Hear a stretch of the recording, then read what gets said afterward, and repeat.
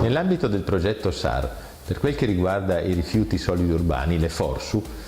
il gruppo di ricerca si occupa di ottimizzare il processo di produzione di biogas attraverso la digestione anaerobica. Questo è un processo molto diffuso, molto conosciuto, però forse non tutti sanno che più del 50% del residuo di questo processo è un'acqua, cosiddetta acqua del digestato, carica di inquinanti che devono essere in qualche modo smaltiti.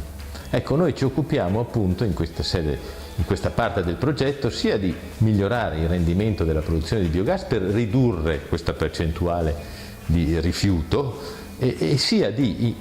utilizzare quest'acqua sporca per far crescere delle microalghe, cioè far crescere della biomassa